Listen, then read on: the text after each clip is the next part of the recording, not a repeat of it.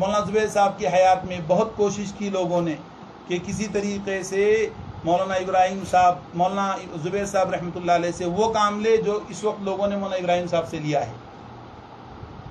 18 سال میں بہت کوشش کی لوگوں نے کہ اس پہاڑ کو ہلا دیں، لیکن اس بڑے پہاڑ کو کوئی ہلا نہیں سکا. کتنا مضبوط پہاڑ تھا.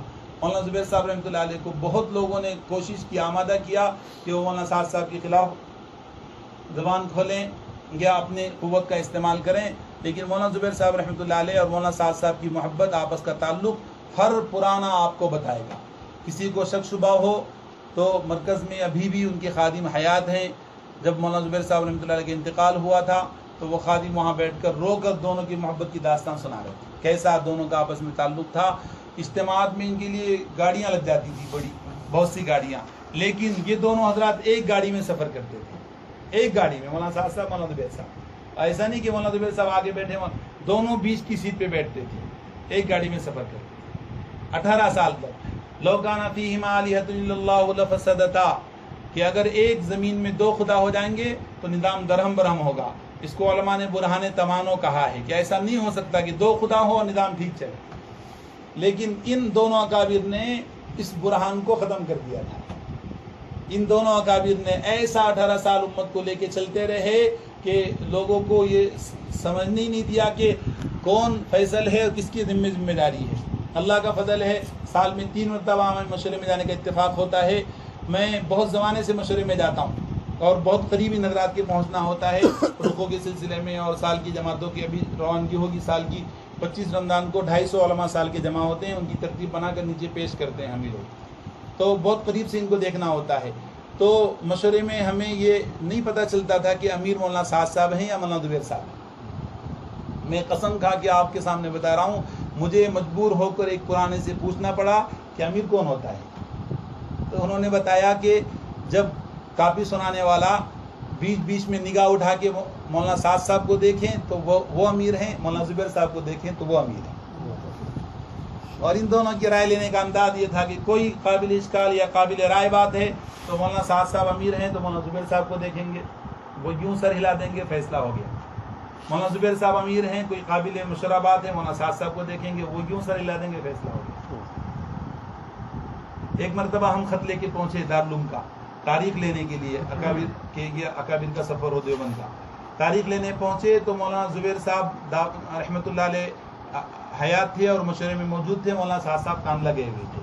تو مولانا نے خط پڑھا اور کہا کہ تاریخ ہم آج نہیں دیں گے، مولانا سعد صاحب موجود نہیں، مولانا آئیں گے پھر ہم تاریخ دیں گے. ایسا ان کا آپس میں تعلق، اجتماعیت. ہمیں تو یہ بات سمجھ میں نہیں آئی. میں تو اس بات کو سمجھنے کے لیے سفر کر کے نظام الدین گیا کہ مولانا سعد صاحب کے اندر جو باتیں یہ ابھی بیان کر رہے ہیں واٹس ایپ پہ چل رہی ہے کہ یہ اور یہ اور یہ، تو یہ مولانا انعام الحسن رحمۃ اللہ علیہ کے انتقال کے بعد جب یہ ان اکابر نے ان پر ذمہ داری ڈالی، اس وقت سے یہ باتیں ہیں، یا مولانا زبیر صاحب رحمۃ اللہ علیہ کے انتقال فرمانے کے بعد یہ باتیں پیدا ہوئی جو لوگ چلا رہے ہیں. اگر اس وقت سے باتیں تھی تو اشکال تو ان اکابر پہ ہوگا جنہوں نے ان دونوں پر ذمہ داری ڈالی تھی کہ مولانا سعد صاحب میں یہ ساری کمیاں کوتاہیاں تھی، اس کے بعد ذمہ دار بنایا. 18 سال تک کام چلتا رہا. اور اگر وہ باتیں بعد میں پیدا ہوئی ہے، اب جا کے پیدا ہوئی ہے، تو پھر ہمیں بتائیں، کوئی دلیل سے سمجھائیں کہ اب اچانک یہ سب باتیں پیدا ہوئی اور اچانک مولانا راہ حق سے انحراف کر گئے اور کام کا نہج بدل دیا اور یہ کیا وہ کیا. تو یہ سب ان حضرات یہ دونوں لے کے چلتے رہے، کام چلتا رہا 18 سال تک. حضرت کے انتقال کے بعد یہ سب مسائل پیدا ہوئے. اور کیوں پیدا ہوئے اور اس سے پہلے کیوں نہیں پیدا ہوئے، مختصر سے میں بتا دوں. مولانا مرکز کے ایک مقیم کے پاس عشاء بعد میں بیٹھا رات میں 3 بجے تک. انہوں نے تفصیل سے بتایا کہ مولانا انعام الحسن رحمۃ اللہ علیہ کی آخری حیات میں جب مولانا بالکل صاحب فراش ہو گئے تو کام کا بوجھ مولانا انعام الحسن رحمۃ اللہ علیہ صاحب فراش ہونے کے بعد موجودہ حضرات پر پڑ گیا. مطلب مولانا مشورے میں نہیں آتے تھے تو یہ حضرات مشورہ کرتے تھے. اس میں اکثر علی گڑھ اور گجرات کے احباب تھے. یہی لوگ مشورہ کرتے تھے اور امور طے کر کے اوپر سنا دیتے تھے. اور یہ چلتا رہا 10-12 سال تک. آخر میں معاملہ یہاں تک پہنچا کہ صوبے اور ملک طے ہو گئے کہ فلاں صوبے میں فلاں ساتھی جائے گا، فلاں ملک میں فلاں ساتھی جائے گا، اور استعمال محدود کہ وہ جو مقیمین ہیں انہی کا استعمال ملکوں میں، انہی کا استعمال صوبوں کی اجتماعات میں، انہی کا استعمال عالمی جگہوں پر. اور مولانا یونس صاحب رحمۃ اللہ علیہ جیسا پہاڑ آدمی، مولانا قاسم قریشی صاحب جیسا پہاڑ آدمی، اور صوبے کے بڑے بڑے اکابر وہ صوبے میں محنت کر رہے ہیں، اور مرکزی جگہوں سے استعمال بہت مخصوص لوگوں کا.